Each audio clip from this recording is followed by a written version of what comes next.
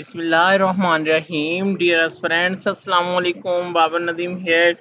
Dear aspirants, आज हमारा general clauses act है और उसका 5th लेक्चर है और अल्हम्दुलिल्लाह इसमें आज हम सेक्शन 6A से लेके सेक्शन 13 तक जो है हम उसको जो है वो कवर करेंगे। Dear aspirant, general clauses act मैं आपको पढ़ा रहा हूँ और बिलीव मी, अगर प्रॉपोजिशन आई तो सबसे ज्यादा चांसेस इस एक्ट में से आने के हैं। उसकी रीजन ये है कि हर सेक्शन जो है वो कंसेप्चुअल है, ठीक है। और मैं आपको हर सेक्शन विद एग्जांपल्स पढ़ा रहा हूँ। जब किसी सेक्शन की आपको एग्जांपल मिल जाती है ना, तो फिर उसको याद रखना आसान हो जाता है, फिर रट्टा लगाने की जरूरत नहीं पड़ती।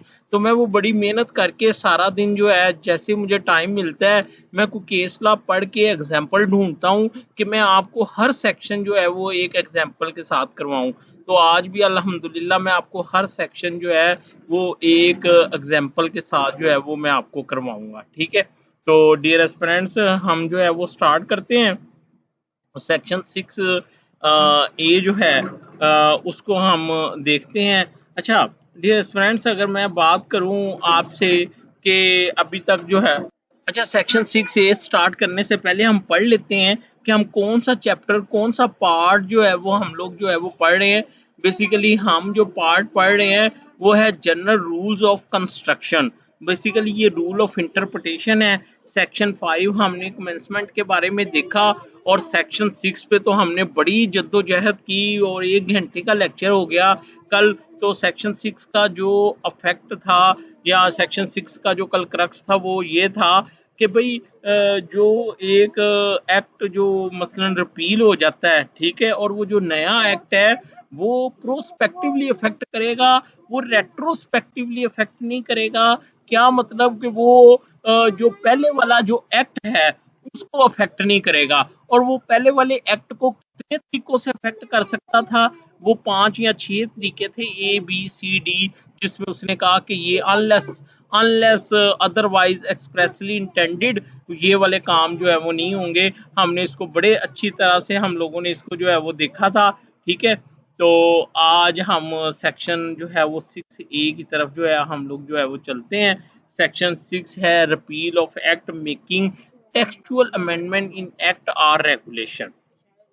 मैं ना आपको जनरल कॉन्सेप्ट बताता हूँ, फिर एग्जाम्पल के साथ समझाता हूँ। देखें, एक सीआरपीसी, मैं एग्जाम्पल दे रहा हूँ, जरूरी नहीं है कि सीआरपीसी हो। सीआरपीसी एक एक्ट था, उसके किसी एक सेक्शन में अमेंडमेंट कर दी गई। फर्ज कर ले कि वो बाई ए बाई बी वाला जो सेक्शन था ना, उसमें अमेंडमेंट कर दी गई। और आपको पता है किसी भी सेक्शन में अमेंडमेंट के लिए एक नया एक्ट लाया जाता है। तो एक नए एक्ट के जरिए, यानी सीआरपीसी थी 1998 की, और उसके सेक्शन बाई ए बाई बी में जो अमेंडमेंट की गई वो किसके तहत की गई? वो एक ऑर्डिनेंस लाया गया 2002 में, उसके जरिए क्या कर दी गई? अमेंडमेंट कर दी गई। अच्छा, फर्ज करें कि अमेंडमेंट हो गई। अब क्वेश्चन ये है कि वो जो एक्ट जिसके जरिए सीआरपीसी में अमेंडमेंट की गई है, अगर वो एक्ट खत्म हो जाए किसी भी तरीके से, वो रिपील हो जाए, तो वो जो अमेंडमेंट हुई है उस पर क्या असर पड़ेगा?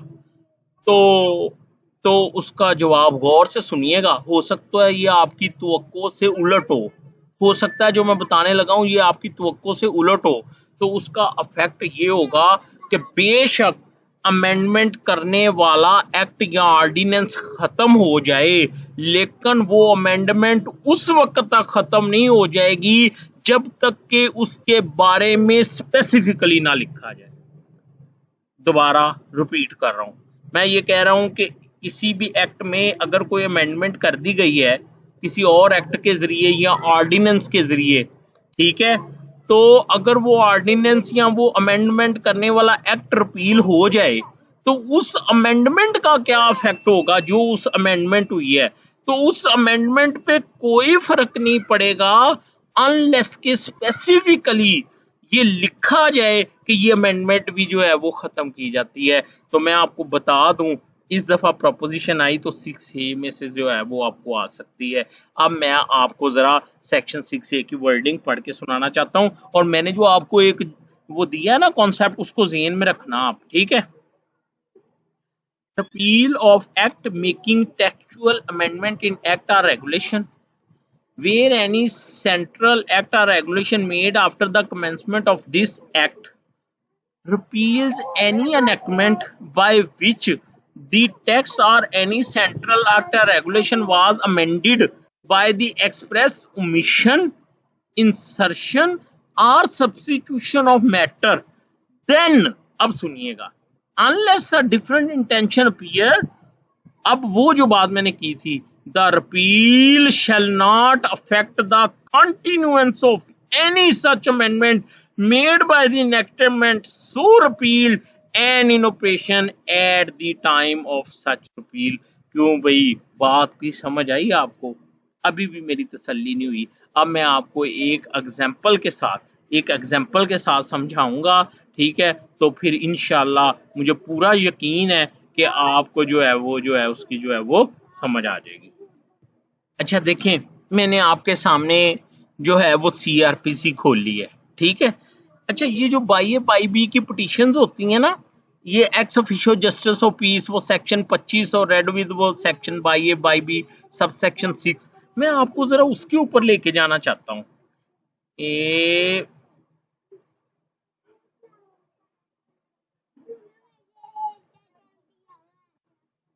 ये देखिएगा, ये है सेक्शन 22A और इसका sub section 6। An ex officio justice may issue appropriate direction to the police authorities connected. अब अच्छा, मैं जो चीज बताना चाहता हूँ ना, ये आपको ये फुटनोट नजर आ रहा है 1, ये 1, इसका मतलब क्या होता है? इसका मतलब होता है इस पेज के एंड पे जाओ और 1 को पढ़ो तो आपको पता चलेगा कि ये कोई ऑर्डिनेंस 131 ऑफ 2002 था, जिसके तहत जो है ये क्या हुई, ये अमेंडमेंट हुई। किसमें? 22A सब सेक्शन 6 में। इसी तरह मैं आपको एक और सेक्शन दिखाता हूं, वो कौन सा है? वो है section 25, x officio justice of piece. ये देखें, ये 1, और इसको नीचे जाके पढ़ें तो ये अमेंडमेंट किस एक्ट या ऑर्डिनेंस के तहत आई? ये भी वही है, 2002 का ऑर्डिनेंस है, और वो ऑर्डिनेंस नंबर कितना है? 131, और उसके तहत अच्छा ये लिखा है एडिड एंड सब्स्टिट्यूटेड।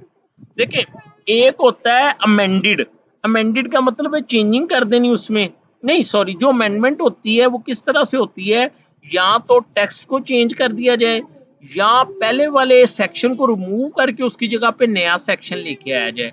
तो जब पहले वाले सेक्शन को रिमूव करके नया सेक्शन लाया जाए तो उसको कहते हैं सब्स्टिट्यूशन। क्या कहते हैं? सब्स्टिट्यूशन।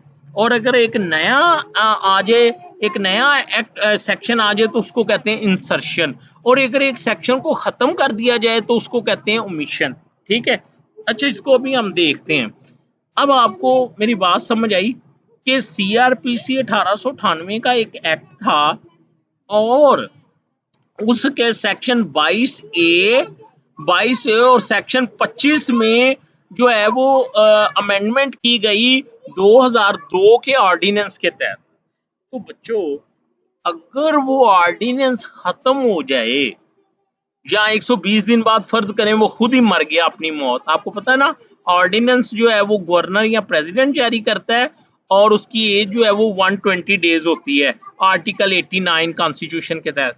अच्छा, तो वो ऑर्डिनेंस खत्म हो गया 120 दिन बाद, तो वो जो अमेंडमेंट हुई थी उस पे क्या असरअंदाज होगा? तो वो हम कहेंगे bye virtue of section 6A वो अमेंडमेंट रहेगी, अनलेस के स्पेसिफिकली लिखा जाए कि वो अमेंडमेंट जो है वो खत्म हो गई है। मेरा ख्याल है कि आपको सेक्शन 6A की जो है वो समझ आ गई है।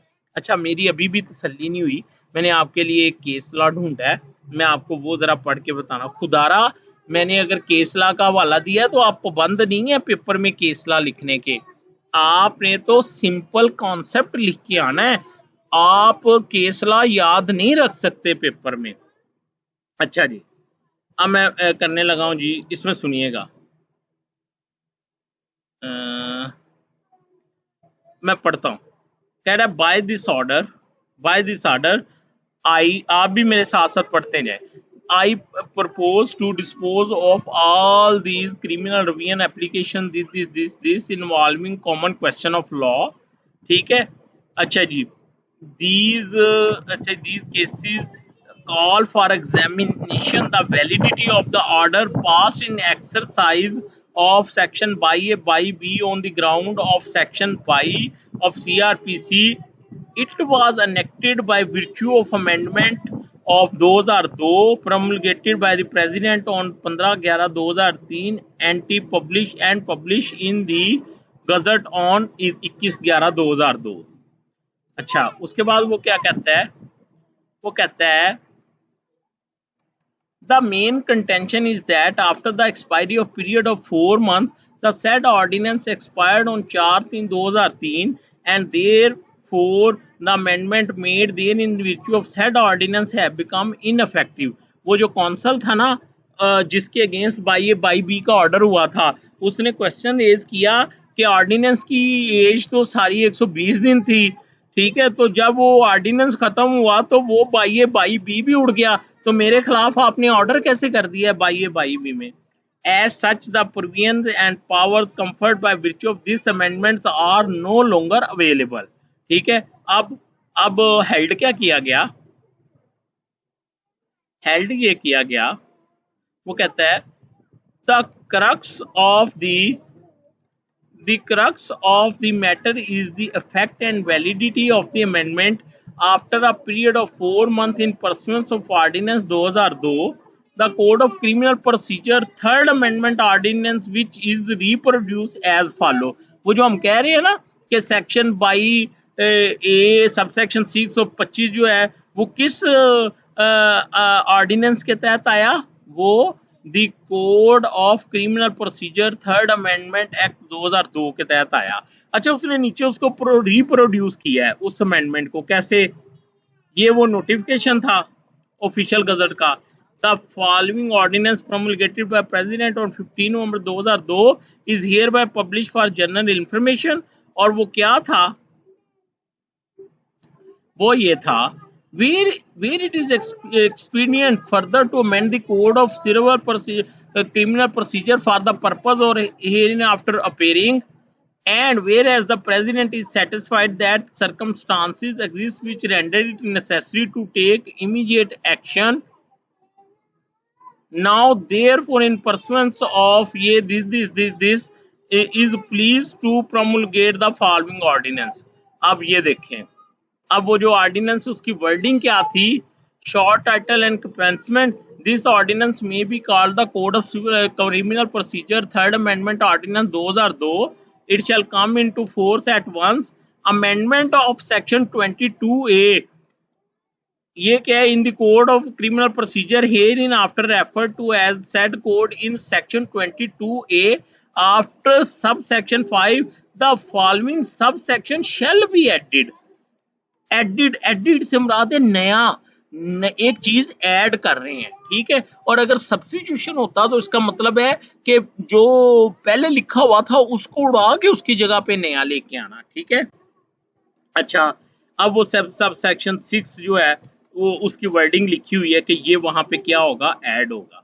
फिर उसके बाद उसने सेक्शन 25 में अमेंडमेंट की, वो क्या की, उसने कहा in the said code for section 25 the following shall be substituted. बच्चों मेरी बात सुनो, सब्स्टिट्यूटेड का मतलब क्या है कि सब्स्टिट्यूटेड का मतलब है पहले कोई सेक्शन होगा, पहले कोई टेक्स्ट होगा, उसको खत्म करके तो क्या किया, नया सेक्शन लिख दिया उसकी जगह पे। जबकि एडिड का मतलब यह है कि पहले कुछ नहीं था, यानी पहले सिर्फ सब सेक्शन 5 ही था। एडिड का मतलब है कि एक नया जो है उसमें क्या किया जा रहा है, ऐड किया जा रहा है। इसको इंसर्ट भी कह सकते हैं, एडिड को इंसर्टेड भी बोल सकते हैं। इंसर्टेड का मतलब नया ऐड करना, इंसर्टेड। ठीक है, अच्छा, अब सेक्शन 25 वो x officio justice of piece वाला था। अच्छा, अब जस्टिस साहब लिख रहे हैं कि जी उसने वो जो ऑर्डिनेंस था उसको पढ़ के सुनाया। अब नीचे वो ये कहता है, वो कहता है the title of the ordinance as well as preamble and operative section expressly reveal that sole purpose of the ordinance is to amend the provision of CRPC, and there is no controversy in this regard. The question involved is the effect of expiry of ordinance to affix, अब हमारे वाली आगे section की बात हो रही है, on the law amended by virtue of the same। अब वो कहता है, अब ये देखें जी, ये बड़ा इंपॉर्टेंट है, इसको आप नोट कर ले, आप इसको अपने क्वेश्चन में भी शामिल कर सकते हैं। वो कहता है the amendment brought by an amending act continues to remain in force even after repeal of the amending act। लो जी, जो चीज मैं समझाना चाह रहा था, जिसमें मैंने इतनी लंबी तकरीर की है, उसने उसको 2 लफ्जों में परो दिया है। उसने किया है कि अमेंडिंग एक्ट के जरिए जो अमेंडमेंट होगी वो जारी रहेगी, चाहे वो अमेंडिंग एक्ट जो है वो क्या हो जाए, वो खत्म हो जाए। ठीक है, in this regard a reference may be made with advantage to the provision of section 6 of General Clauses Act। और ये जो उसने बात की है, ये उसने किसके बलबूते पे की है, सेक्शन 6A के बुनियाद पे। और सेक्शन 6A जो है वो हम पढ़ के आए हैं, वो है। अब वो कहता है, ये अब क्रक्स लिख रहा है, कह रहा है in view of the above discussion the code of criminal procedure third amendment serve its purpose after promulgation publication the amendment has been affected in the criminal procedure code having affected such amendment repeal of expiry of the would not undo the amendment already made, which continue to remain operative and which has now become a part of criminal procedure code and continue to remain operative। बच्चों, ये मैंने आपको एक case law पढ़ के बताया था, तो मैंने आपको बेसिकली एक एग्जांपल देने की कोशिश की है। तो अब मैं दोबारा पढ़ता हूँ सेक्शन 6 से, तो आपको बड़ा इजी रहेगा। ठीक है, सेक्शन 6 से repeal of act making textual amendment in act और रेगुलेशन, यानी अमेंडिंग एक्ट की बात कर रहा है। कह रहा वेयर एनी सेंट्रल एक्ट और regulation made after the commencement of this act repeals any enactment by which the text or any central acts and regulation was amended by express omission। omission से मुराद क्या है कि जो text था उसे amending act के जरिए खत्म कर दिया गया, उसका टेक्स्ट डिलीट कर दिया गया। इंसर्शन से क्या मुराद है, एक नई चीज ऐड की गई, जैसा कि मैंने बताया था आपको 22 से सबसेक्शन 6 जो है वो नया आया था। और सब्स्टिट्यूशन से मुराद ये है कि पहले भी एक सेक्शन था, उसको उड़ा के उसकी जगह पे नया सेक्शन आ गया। Of any matter then unless a different intention appears the repeal shall not affect the continuance of such amendment made by enactment are so repealed and in operation at the time of such repeal। क्यों जी बच्चों, आ गई समझ, कोई मुश्किल बात नहीं है। अब मैं आपको स्मार्ट स्टडी बताऊं, इसको आप अपने अल्फाज में लिखें। बिलीव मी, अगर आप इस 6A की जगह पे, ये वाली वर्डिंग अगर लिखाएंगे ना, कौन से वाली, ये वाली लिखाएंगे, the amendment brought by amending act continue to remain even after repealing of amended act, तो ये आपका पूरा सेक्शन हो गया। ये इतनी लाइनें ही जो हैं, इतनी जो वर्डिंग है, यही काफी होगी किस मकसद के लिए, उस सेक्शन को एक्सप्लेन करने के लिए। तो अल्हम्दुलिल्लाह, मुझे उम्मीद है कि आपको सेक्शन 6A की समझ भी आ गई है, और अब आप कोई एग्जाम्पल भी अपने पास से बना लेंगे पेपर में अगर लिखनी हुई तो। और ये देखें, ये आपको अब प्रपोजिशन आ सकती है, वो आपको यही जो हमने बताया है, मैंने आपके साथ में एग्जाम्पल लिखा, वो इसी की आपको एक प्रपोजिशन बना के देगा कि जी एक एक्ट था 1898 का, एक अमेंडमेंट, एक ऑर्डिनेंस आया, उसने उसमें अमेंडमेंट की, तो अब बाद में वो ऑर्डिनेंस खत्म हो गया, तो आप बताएं कि उस अमेंडमेंट पे क्या इफेक्ट पड़ेगा। तो मुझे उम्मीद है कि आप में से जो ये लेक्चर सुन रहा है वो उसका जवाब बड़ा अच्छा विद रीजन लिख के आएगा, और वो जवाब होगा by virtue of section 6 of general clauses act the the amendment will remain continue. Thank you. आगे जी, आगे revival of repealed enactment, revival of repealed enactment. अच्छा, अब मेरी बात सुनिएगा आप, रिवाइवल ऑफ रिपील्ड एनेक्टमेंट ये क्या है? अच्छा, अब मैंने आपको समझाना है सेक्शन 7। अच्छा, मैं ना आपको एक दफा वापस वो अमेंडमेंट के ऊपर लेके चलता हूँ। ये सेक्शन 25 वाली जो अमेंडमेंट है, ये सब्स्टिट्यूशन हुई। सब्स्टिट्यूशन से मुराद ये है कि सेक्शन 25 की जगह पे कोई और सेक्शन था।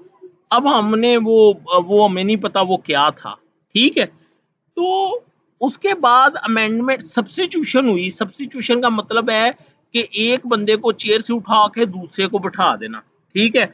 यानी पहले वाले टेक्स्ट को 25 के सेक्शन के टेक्स्ट को निकाल के तो उसकी जगह पे नया जो सेक्शन है वो क्या किया है कि वो जो है वो ले आए हैं, ठीक है।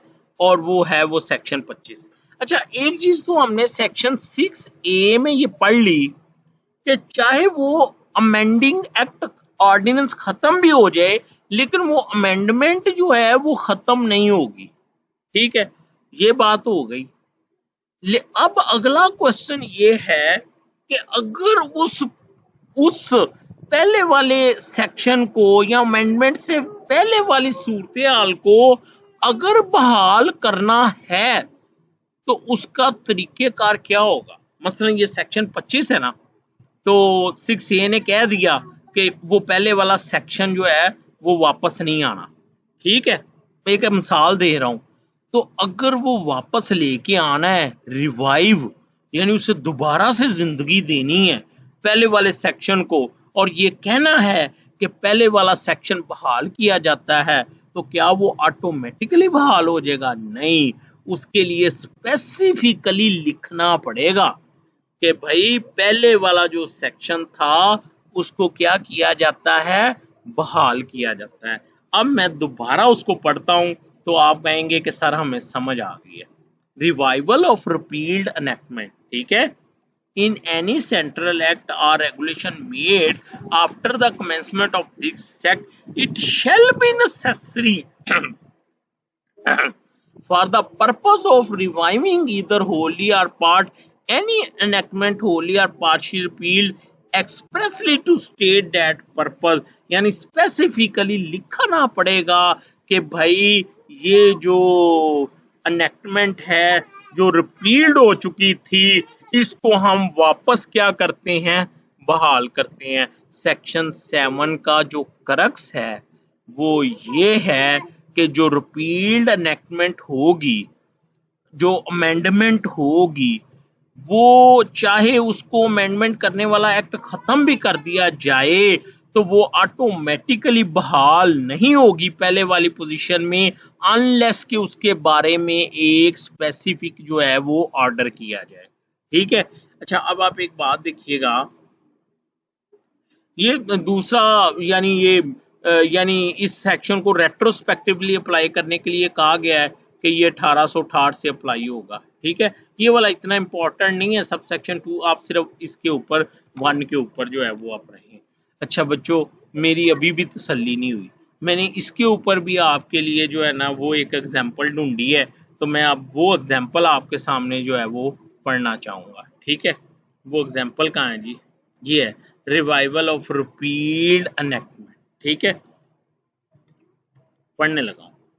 Some disputes arising between the petitioner on the one hand and respondent on the other were agreed to be referred to arbitration. The respondent number 2 was appointed as such. He entered upon reference and made and published his award on 24/4/1999. This award was filed in court.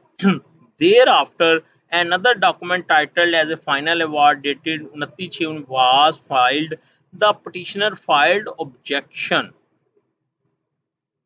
The petitioner filed objection in term of section 30 read with section 33 of Arbitration Act. The respondent number 1 filed a reply. Void order. अब यहां से भाई cause of action शुरू होने लगा।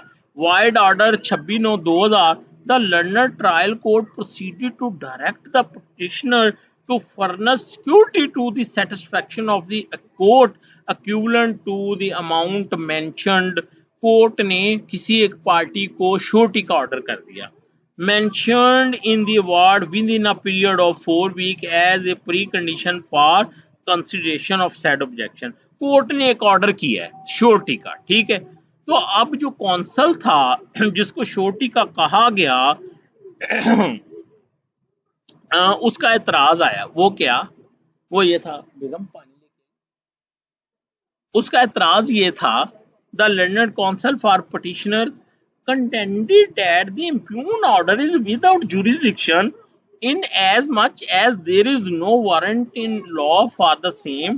The learned counsel for the respondent, on the other hand, contended that the Arbitration Amendment Act 1970, whereby the proviso laying down the said condition was omitted, it was repealed while Federal Law Revision Ordinance, and as such the impugned order has been passed in proper exercise of jurisdiction.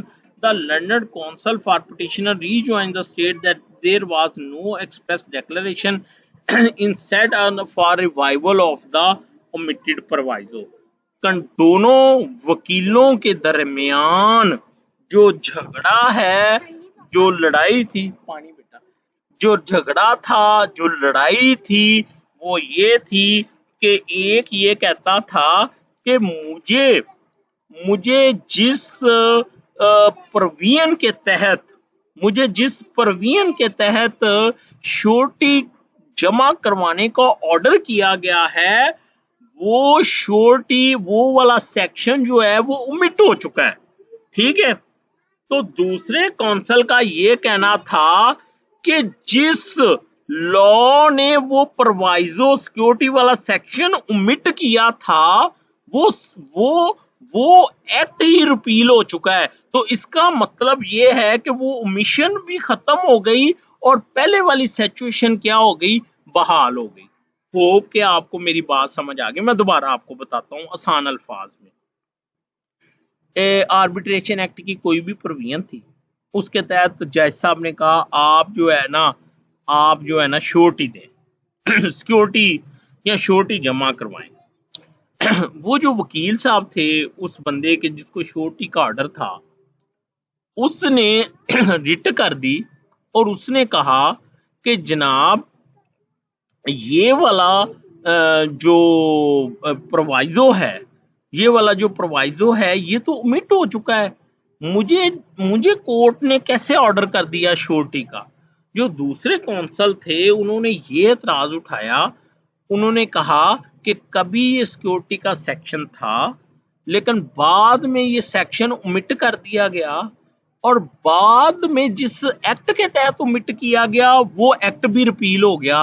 तो इसका मतलब ये है कि पहले वाली situation खुद ब खुद बहाल हो गई, प्रोवाइजो खुद ब खुद, वो सिक्योरिटी वाली प्रोविजन खुद ब खुद बहाल होगी। तो बच्चों अब आप खुद सोचो कि हम पढ़ के आए हैं सेक्शन 7 में कि खुद ब खुद बहाल नहीं होनी जब तक कि उसके बारे में कोई ना कोई क्या हो, ऑर्डर हो। तो फिर कोर्ट का वो सिक्योरिटी वाला जो ऑर्डर है वो हाई कोर्ट ने क्या कर देना है, अगले पैरे में उड़ा देना है। अब मैं आगे कोर्ट का फैसला पढ़ने लगा।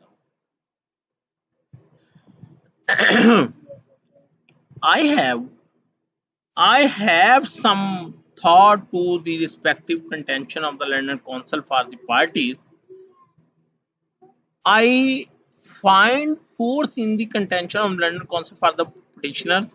Now the second proviso was added to section 33 of Arbitration Act while law reform इतना इस, ठीक है, wide section 2 of the arbitration the said proviso बाद ओमिटेड, बाद में वो ओमिट हो गया। फिर जिसके तहत वो ओमिट हुआ था the ordinance itself was repealed on ये। Now section 7 of general clauses act, अब वो वाली बात, lay down that in a central act made after the commencement of said general clauses act, it shall be necessary for the purpose of reviving either wholly or partly any enactment wholly or partly repealed expressly to state that purpose, कि उसके लिए specific order आएगा कि जी उसको पहले वाली situation को क्या किया जाए, बहाल चाहिए। It was thus be seen by virtue of said section 7 in case it is intended to revive either wholly or by any enactment that has been wholly or partially repeat and express and an express statement has to be made in this central act कि वो उसको खुद ब खुद उसने बहाल नहीं हो जाना। There is no such express statement in the said ordinance that the purpose of same is to revive the said second proviso that was omitted by ye. In view of the said legal position, the impugned order is found to be without jurisdiction। यानी court ने वो जो security का order किया था वो court नहीं कर सकती थी, क्योंकि कोर्ट ने खुद से प्रिज्यूम कर लिया कि वो जो प्रोवाइजो है वो बहाल हो गया। होप कि आपको मेरी बात जो है समझ आ गई।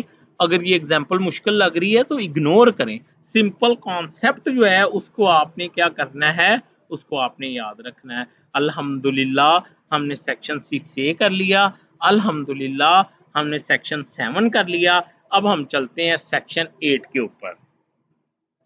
Construction of reference to repealed enactment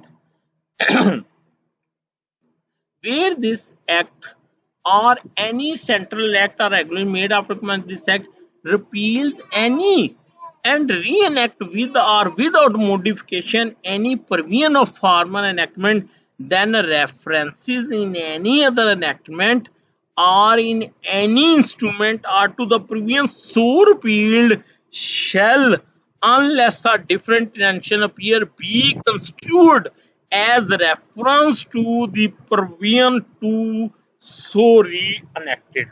अच्छा, मुझे पूरा यकीन है आपको कोई समझ नहीं आई, और मुझे पूरा यकीन है कि मैं जो मिसाल दूंगा उसके बाद आपको समझ आ जानी है। देखें, कानून शहादत ऑर्डर 1984 आया, और उससे पहले क्या था, एविडेंस एक्ट 1872 था। उसके सेक्शन थे, कानून शहादत के क्या हो गए, आर्टिकल आ गए।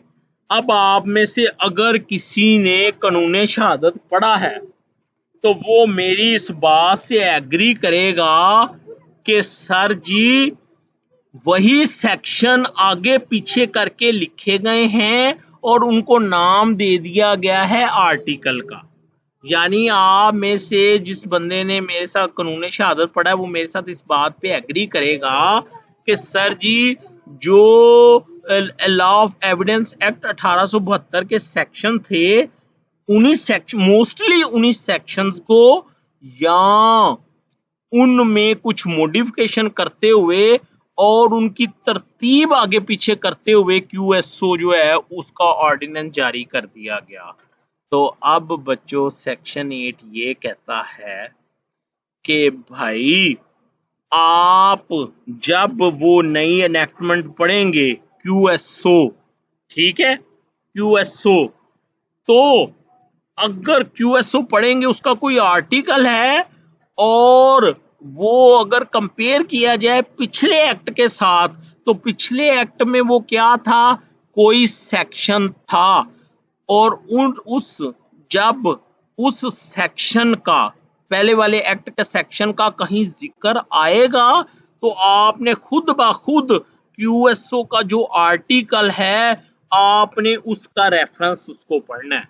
यानी फर्ज करें क्यूएसओ का आर्टिकल 3 है और जो एविडेंस एक्ट था 1872 फर्ज करें उसका सेक्शन 50 था, तो वो ये कहता है कि किसी भी जगह पे अगर सेक्शन 50 का जिक्र होगा तो आपने उसको आर्टिकल 3 तस्वर करना है। मेरा ख्याल है कि आपको मेरी बात की समझ आ गई है। एक मिनट में पानी पी लूं।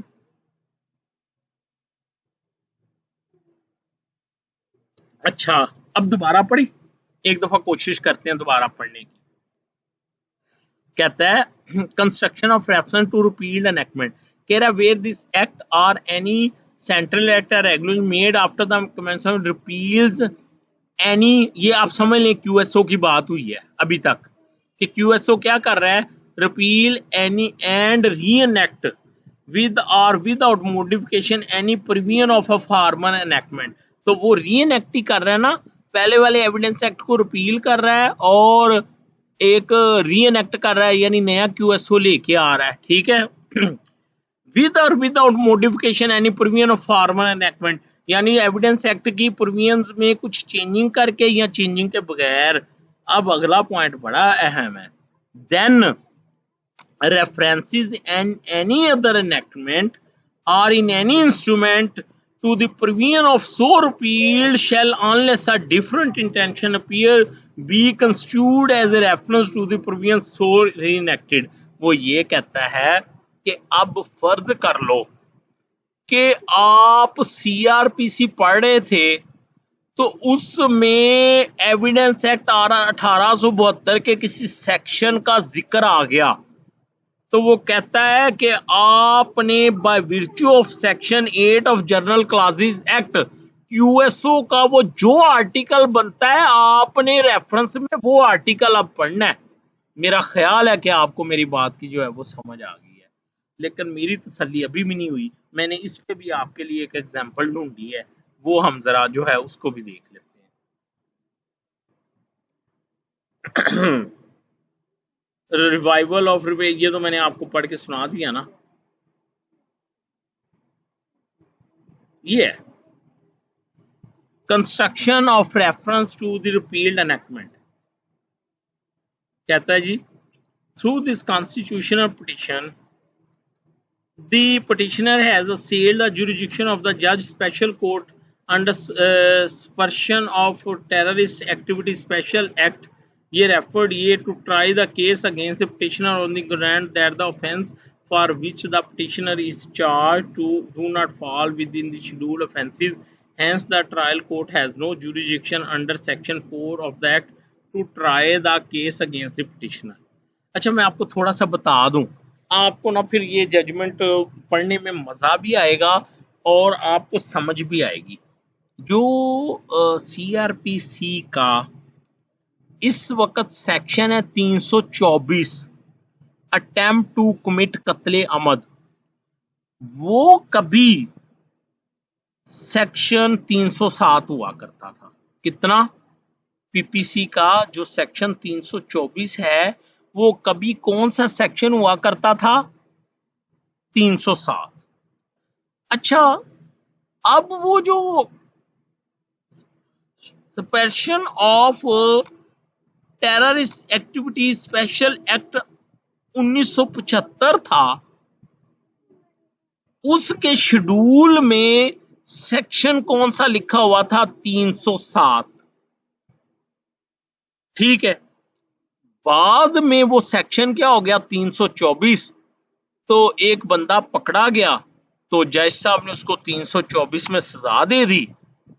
वो बंदा उठा और उसने कहा कि जनाब ये जो टेररिस्ट एक्टिविटीज एक्ट 1975 इसको पढ़ लें, इसमें सेक्शन 307 लिखा है, 324 मौजूद ही नहीं है, तो आप मुझे किस रेफरेंस में सजा दे रहे हैं? आप मेरे बंदे को बरी करें। तो कोर्ट ने कहा रुक जाओ, सेक्शन 8 पढ़ लो जनरल क्लासेस एक्ट का, जो ये कहता है कि अगर एक एनेक्टमेंट रिपील करके रीएनेक्ट की जा रही है तो जो पुराने सेक्शंस होंगे उसे विद रेफरेंस टू नए सेक्शंस पढ़ना है। यानी अब आपने बाय विर्च्यू ऑफ सेक्शन 8 खुद ब खुद सेक्शन 307 को 324 तस्वर करना है। होप के बच्चों बड़ी इंटरेस्टिंग एग्जांपल थी और आपको जो है वो समझ भी आ गया। अब इसके फैक्ट्स पढ़ता हूं तो आपको समझ आ जाएगी।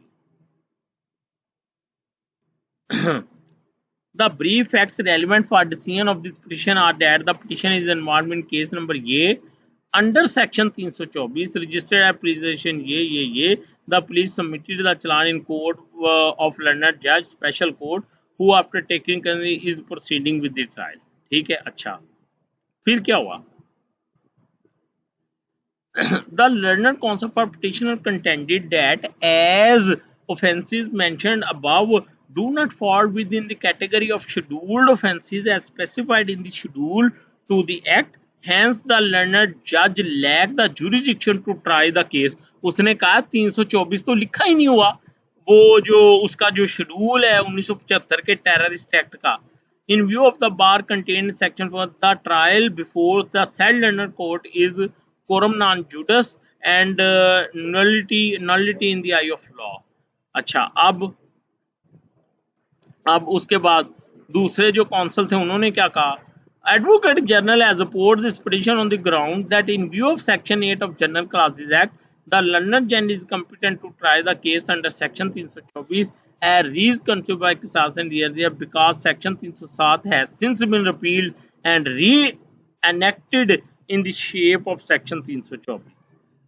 ये दूसरे कौंसल का मौक़िफ़ था. अब वो उसको क्या कर रहे हैं, फैसला कर रहे हैं. We have heard the learned counsel for the parties at length and have perused the record. It would be appropriate to reproduce section 8(1) of the general clause for facility reference to it. अब वो हम पढ़ के आए हैं section 8 का, उन्होंने वो सारा जो हम पढ़ के आए हैं वो पढ़ दिया और उसकी बुनियाद पे वो फैसला क्या कर रहे हैं, वो कह रहे हैं The plain reading of above provision would show that whenever legislation is made by reference, then according to section 8 of the General Clauses Act, where the act repealed has been reenacted with or without modification, reference in any other enactment or in any instrument to the provision of so repealed shall, unless a different intention appear, be construed as reference to the provision so reenacted. According to the rule of interpretation as laid down in the above section. जी बेटा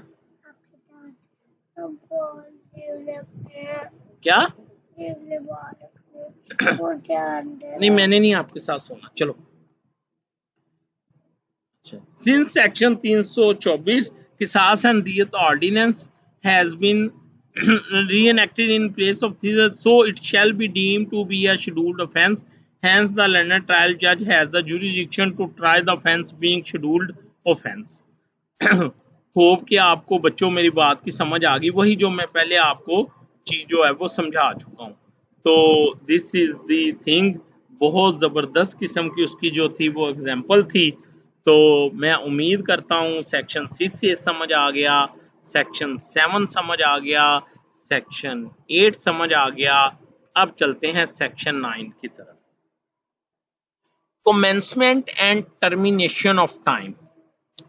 In any central act or regulation made after the commencement of this act, it shall be sufficient for the purpose of excluding the first in a series of days or any other period of time to use the word from, and for the purpose of including the last in a series of days or any other period of time to use the word to.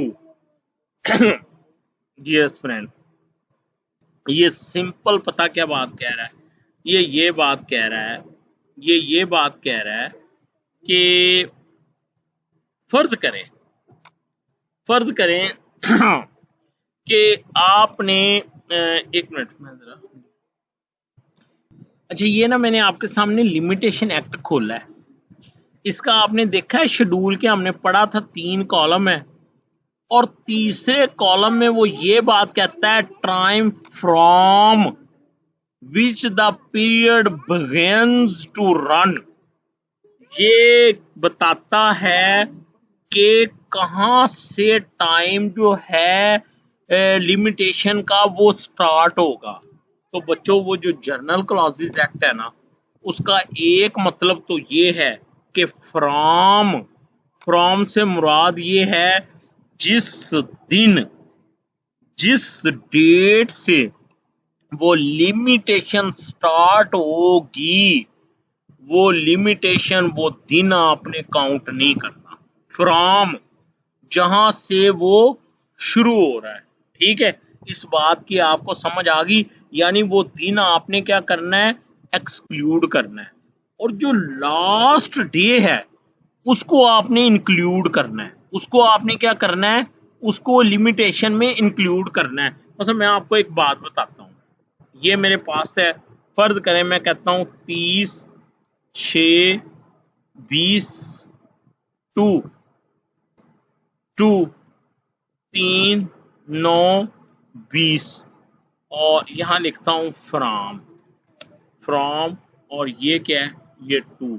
बच्चों ये जो section हम पढ़ रहे हैं ना, ये simple ये कहता है कि ये जो फ्रॉम है ना, यानी जो सेक्शन है, इसको कर दो, क्या कर दो, इसको एक्सक्लूड कर दो। इस दिन को क्या करना है, एक्सक्लूड करना है। और ये जो 2 है ना, 2 है, यानी जो इसके आगे आएगा इसको आपने क्या करना है, इसको आपने इंक्लूड करना है। मेरी बात की समझ आ गई आपको? लिमिटेशन के हवाले से वो बात कर रहा है, ठीक है। अच्छा अब मेरी आप एक बात सुने, एक बात सुनिए आप मेरी, ठीक है। मैं ना वो क्या कहते हैं, आपको एक एग्जांपल बताता हूँ, तो फिर आपको ना इसकी जो है वो समझ आ जाएगी। एग्जांपल क्या है, ये देखें मैंने आपके लिए एक प्रोपोजिशन बना कर लिखी है, ये देखें, बड़ा इंटरेस्टिंग है, बड़ा इंटरेस्टिंग है ये केस। इसमें क्या था, गौर से सुनिए मेरी बात। इसमें यह था कि जो ऑर्डर 37 है सीपीसी का, वो कहता है कि जब डिफेंडेंट को समन रिसीव हो जाएगा, एक निगोशिएबल इंस्ट्रूमेंट के बारे में दावा दायर हुआ ऑर्डर 37 के तहत, तो वो जिस दिन उसको समन रिसीव हुआ है, वो उस वो उस दिन से लेके 10 दिन के अंदर अंदर कोर्ट में आके तो क्या करेगा, एक एप्लीकेशन फाइल करेगा for leave to appear and defend. कितने दिनों में बच्चों? 10 दिन में। प्रपोजिशन ये थी कि वो जो प्लेंटिफ का कौंसल था, उसने कहा जैसा मेरी बात सुने, इस बंदे को समन रिसीव हुआ है 16/9/2014 को, जबकि इसने जो एप्लीकेशन है वो दी है 26/9/2014 को। वो कब दी है? 26/9/2014 को। तो जज साहब आप कैलकुलेट करें तो ये तो 11 दिन का गैप बनता है। कैसे? 16, 17, 18, 19, 20, 21, 22, 23, 24, 25 और 26, 11 दिन बनते हैं, ठीक है। तो जज साहब जो थे वो समझदार थे, उन्होंने कहा रुक जाओ एक मिनट, जरा सेक्शन जनरल क्लॉजेज एक्ट का सेक्शन 9 निकालो, जो कहता है फ्रॉम, यानी जिस दिन से शुरू हो रहा है वो काउंट नहीं करना, यानी 16/9/2014 वाला दिन काउंट नहीं करना। तो अब बाकी गिन लो, 17, 18, 19, 20, 21, 22, 23, 24, 25, 26, तो 10 दिन बनते हैं। इसका मतलब है कि वो 10 दिन के अंदर अंदर आ गया, तो लिहाजा वो विद इन टाइम आया है, उसकी एप्लीकेशन जो है वो मेंटेनेबल है। तो बच्चों आपको एग्जाम्पल के साथ ये बात फ्रॉम और टू वाली जो है वो समझाई है। तो अब मैं इस प्रोपोजिशन को वो दोबारा, अच्छा अब आगे चलते हैं।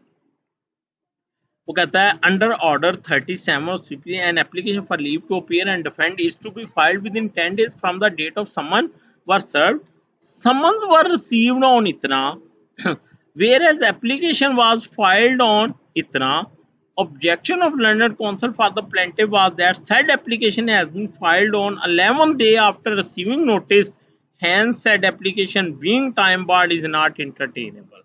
अब जवाब क्या आया? वो ये था, application for leave to appear and defend was to be filed from 16/9/14 to 26/9/14. Now, as per Section 9 of General Clauses Act, 16 day of September is to be excluded and 26 day of September is to be included. यानी last day को include करना है, first day को exclude करना है। In this way application for leave to appear and defend was filed on 10th day, hence the said application was within time. बच्चों मेरा नहीं ख्याल कि कोई कसर रह गई है, ठीक है। आगे वो जो जजमेंट ऊपर पड़ी है वो बड़ी जबरदस्त वजाहत कर रही है, बेशक इसको आप अपने नोट्सों का हिस्सा बना लें। वो कहता है section 9 of General Clauses Act provides that while computing time by use of word from, the first day is excluded, and by use of word to, the last day is to be included. The applicability of Section 9 General Clauses Act is not limited to statutes and notifications, but it is also applied to computing the period of limitation as fixed by judgment, decree, or order. Section 9 of General Clauses Act prescribes a method for computation of period of limitation. The date from which an act has been ordered to be performed is excluded. The last day up to which the act can be performed is to be included. क्यों भाई बोलो भाई, बहुत easy है, बहुत easy है। Hope कि आपको समझ आ गई है। आप बेशक वो सेक्शन 9 की वर्डिंग ना लिखें, आप सिर्फ ये पैरा लिख दें तो ये आपके लिए आसान भी हो जाएगा। ये उसकी ट्रांसलेशन है और ये बेसिकली ट्रांसलेशन की है सुप्रीम कोर्ट ने, ये जजमेंट में 2002 SCMR 1903 में। ठीक है, तो बच्चों अब एक दफा फिर पढ़ने की ट्राई करते हैं, ना समझ आई तो छोड़ देंगे। ठीक है, commencement and termination of time in any act or regulation made after the commencement, it shall be sufficient for the purpose of excluding the first in a series of day or any other period to use the word from। यानी from का मतलब ही ये होगा कि वो दिन क्या कर दो, exclude कर दो। and for the purpose of including the last in series of word to use the word to, और जहां word to लिख दिया जाएगा उसका मतलब ये है कि उसके बाद जो डेट है वो क्या करनी है, वो दिन जो है वो इंक्लूड करना है। आगे वो रेट्रोस्पेक्टिव इफेक्ट देने के लिए है, इसको आप इग्नोर करें। लो बच्चों, अल्हम्दुलिल्लाह हमने सेक्शन 9 भी विद एग्जांपल देख लिया। अच्छा, अब आ जाए सेक्शन 10 पे, computation of time. Computation of time, whereby any central act or regulation made after the commencement of this act,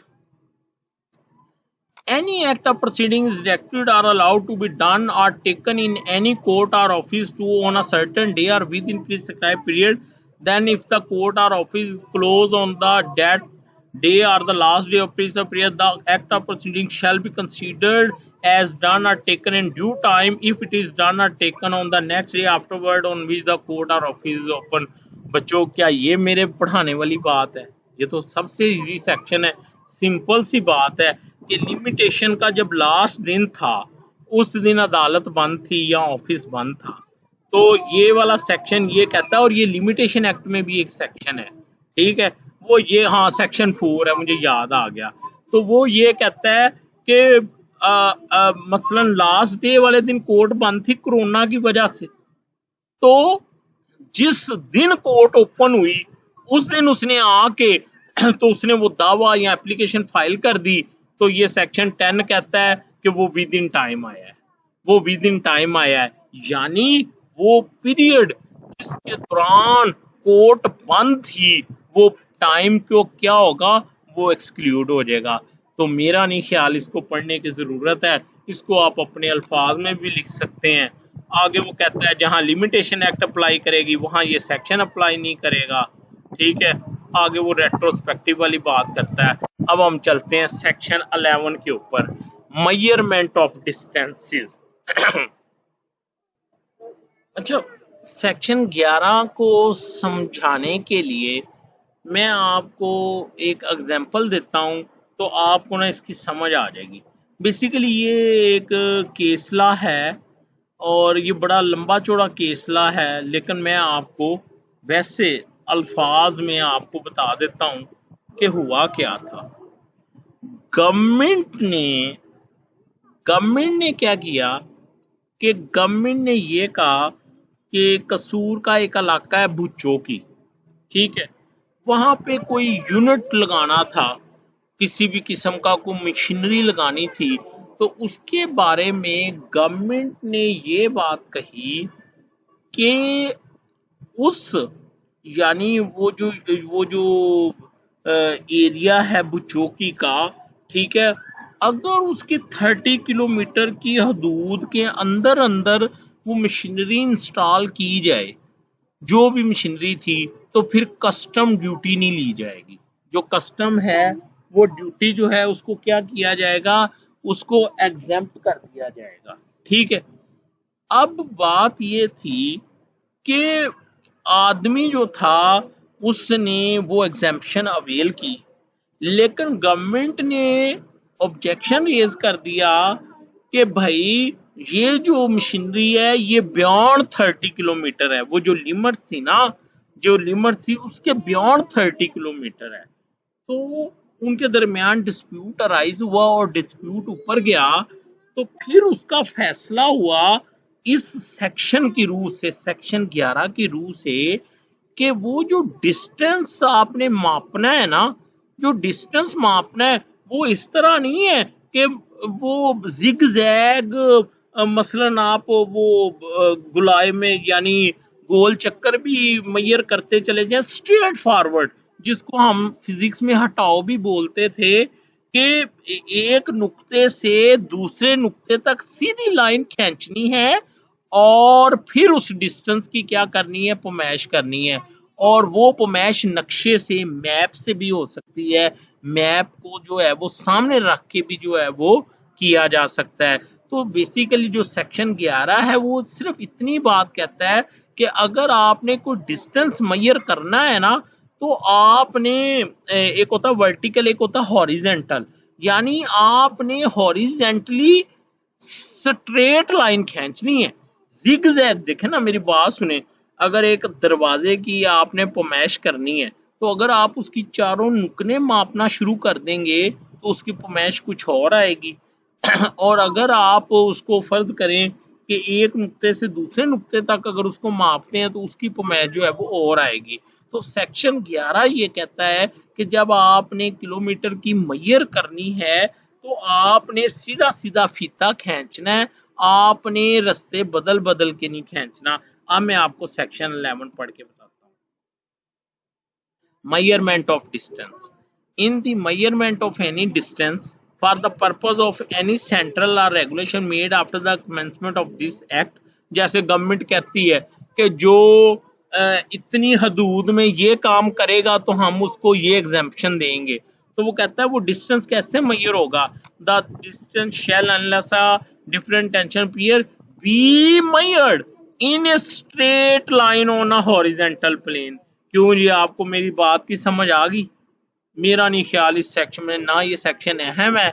simple सी बात है कि भाई सीधा सीधा आप वो जो है वो फासला मापना, ये नहीं है कि जिधर को सड़क घूम के जा रही है उधर को आप भी फासला मापते चले जाएं सड़क के मुताबिक। ठीक है, अब आगे चले सेक्शन 12। अच्छा, अब हम चलते हैं जी सेक्शन 12 की तरफ। सेक्शन 12 क्या है? सेक्शन 12 क्या है बच्चों, आप मेरी एक बात सुनिए। गवर्नमेंट ये कहती है कि अगर कोई शख्स जो है उसका जो सामान है, फर्ज करें कोई इनेक्टमेंट है, वो कहती है अगर वो सामान 100 kg का है, कितने का है, 100 kg का है, तो उस पे जो टैक्स लगेगा वो लगेगा जी, फर्ज कर लें 100 रुपया। कितना लगेगा? 100 रुपया। ये उसके अंदर लिख दिया, एक इकाई लिख दी गई है ना।